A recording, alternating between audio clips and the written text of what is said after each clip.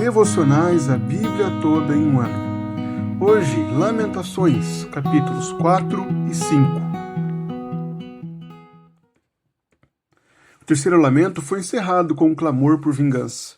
Agora, o quarto lamento retorna à situação em Jerusalém, iniciando com uma comparação memorável.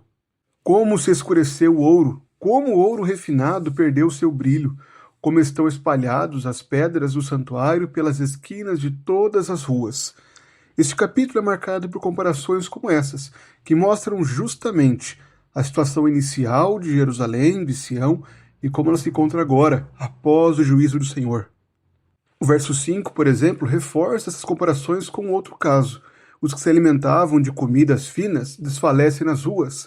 Os que se criaram entre escarlate agora vivem entre montes de lixo. Até mesmo os príncipes, antes mais alvos do que a neve, agora têm um aspecto mais escuro do que a fuligem, não são reconhecidos nas ruas.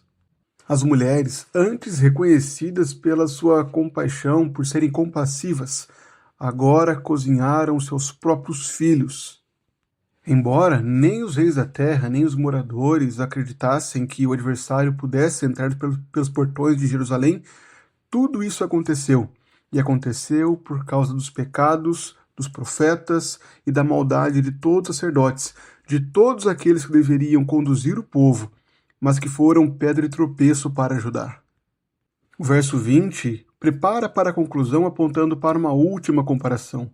O ungido do Senhor, até mesmo o rei de Judá, agora foi preso nas armadilhas do inimigo e que agora está trazendo vergonha para Judá, dominando o seu rei. O quinto e último lamento traz uma característica que o distingue dos anteriores. Cada um dos lamentos que lemos apresentava uma estrutura muito bem estabelecida.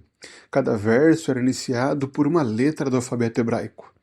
Agora, porém, o autor do livro de Lamentações deixa de lado totalmente esta rigidez na ordem. É como se o autor, seja ele Jeremias ou qualquer outro que experimentou o exílio, simplesmente exprimisse toda a sua angústia, toda a sua dor, sem se preocupar mais com a rigidez da ordem. Não há mais espaço para o cuidado de selecionar as letras do alfabeto hebraico para colocá-las em ordem. Agora, o lamento simplesmente começa com estrondo. Lembra-te, Senhor, do que nos aconteceu, considera e olha para a nossa desgraça. Somos órfãos, já não temos pai, as nossas mães são como viúvas. Os nossos perseguidores estão sobre o nosso pescoço. Escravos dominam sobre nós e não há ninguém que nos livre das suas mãos. Os anciãos já não se reúnem junto ao portão da cidade. Os jovens já não cantam mais. Todas essas frases estão inseridas nesse lamento. E por causa de todas essas coisas, o verso 17 afirma que o coração está doente. Os olhos se escureceram. E os versos finais que encerram esse livro apresentam um forte contraste, uma espécie de paradoxo. Por mais que o Senhor reine eternamente e que o trono do Senhor esteja acima e perdure por todas as gerações, o povo se sente agora esquecido, se sente abandonado, desamparado pelo Senhor. Há um pedido para que o Senhor converta o coração do povo, e o livro se encerra com um questionamento. Por que nos rejeitarias de vez? Por que ficarias tão enfurecido contra nós? E não há resposta para essa pergunta. O livro simplesmente se encerra. Fica claro à luz desses textos que o propósito dessas passagens é descrever a humilhação de Jerusalém. Há uma comparação clara sobre o estado glorioso de Jerusalém, de Sião, a cidade de Davi, com a sua miséria presente. Uma miséria que atingiu a todo o povo, independente da posição que ocupavam. Há um grande contraste entre a compaixão e agora a calamidade que leva as mulheres a comerem os próprios filhos, a riqueza dos príncipes e agora a sua vida no meio do lixo. Tudo isso aconteceu por conta da corrupção dos líderes, daqueles que deveriam conduzir o povo ao temor do Senhor. Mas agora, por conta dessa negligência, o povo foi levado à disciplina. E agora os leitores são chamados a reconhecerem a dor, a consequência grave, a toda a tragédia que o pecado traz. Porém, o livro se encerra com um apelo à justiça de Deus, à sua misericórdia, à sua graça, à sua aliança.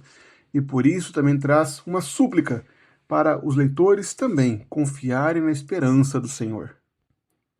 Novamente, esses capítulos mostram as consequências trágicas, graves do pecado. E por isso mostram a necessidade que todos os pecadores, como nós, têm de um Redentor. Todos nós precisamos de redenção. Todos nós precisamos que o Senhor intervenha e nos conceda a salvação. E isso só é possível por meio da pessoa de Cristo. Foi Ele quem assumiu a vergonha do seu povo, Ele quem foi humilhado até a cruz e nos trouxe vida por meio de sua ressurreição. É através de sua obra que nós somos restaurados, reconciliados com Deus. Assim, a pergunta que encerra o livro de Lamentações é respondida na cruz de Cristo, naquele que concede restauração, naquele que mostra que o desprezo do Senhor não dura para sempre, pois Ele mesmo proveu um Salvador para o seu povo. Há, portanto, nesses textos um chamado, um convite à graça do Senhor, a nos refugiarmos em Cristo e reconhecermos que Ele é a única forma de sermos reconciliados com Deus. É através da fé em Cristo que nós podemos ter paz com Deus.